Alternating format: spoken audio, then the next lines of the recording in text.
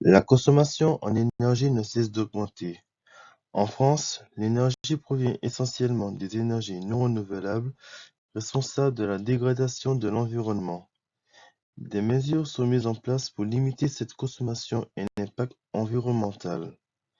Mais comment maîtriser notre consommation d'énergie? À travers cette problématique, nous allons voir les différents éléments qui composent cette séquence.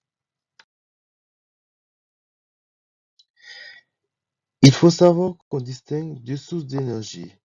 Tout d'abord, les énergies renouvelables, qui sont des énergies inépuisables, telles que le vent pour l'énergie éolienne, le soleil pour l'énergie solaire, la chaleur des sous-sols terrestres pour la géothermie, l'eau des chutes d'eau pour l'hydroélectricité et les déchets organiques d'origine animale et végétale pour la biomasse.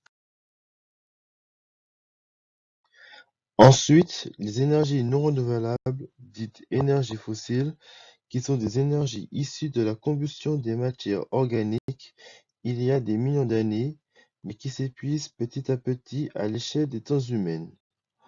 On retrouve le pétrole, le gaz naturel, le charbon et pour finir l'uranium présent dans les centrales nucléaires en France et qui est d'autant plus le plus utilisé. La répartition des énergies au niveau planétaire est inégale. Les énergies renouvelables sont de moins en moins utilisées, contrairement aux énergies fossiles qui couvrent 80% des demandes d'énergie.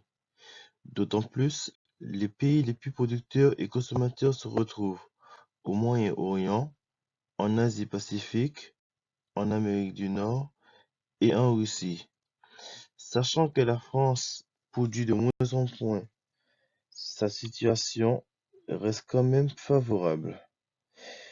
Vu que les énergies fossiles se renouvellent très lentement, on estime qu'elles finiront par s'épuiser d'ici dans 40 ans pour les gaz naturels et 70 ans pour le pétrole.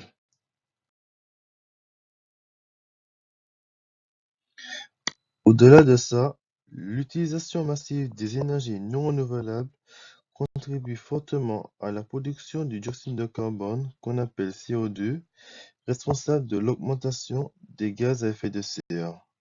Les gaz à effet de serre, ce sont des phénomènes naturels qui nous protègent des rayons infrarouges du soleil.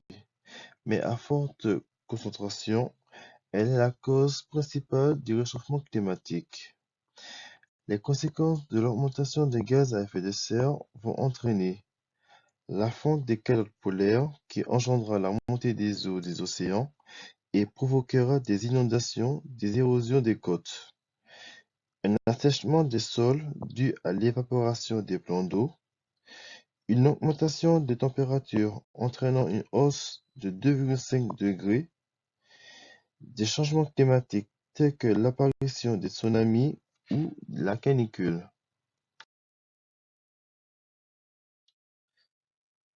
Et ces conséquences vont avoir des répercussions sur la santé humaine, que ce soit à court terme ou à long terme. Des effets bénins comme des maux de tête ou encore des toux, ou des effets plus graves comme le cancer de la peau, des troubles cardiovasculaires, de l'asthme chez les personnes à risque comme les enfants et les personnes âgées, ou encore la mort.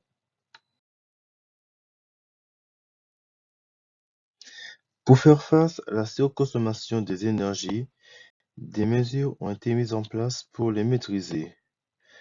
Pour les mesures individuelles, on recommande d'utiliser des ampoules à économie d'énergie, telles que les ampoules LED, de pratiquer le covoiturage pour limiter la production de CO2, de dégivrer le réfrigérateur pour diminuer sa consommation d'énergie, de ne pas laisser les appareils en veille et d'éteindre la lumière lorsqu'on quitte une pièce afin d'alléger les factures et les taxes.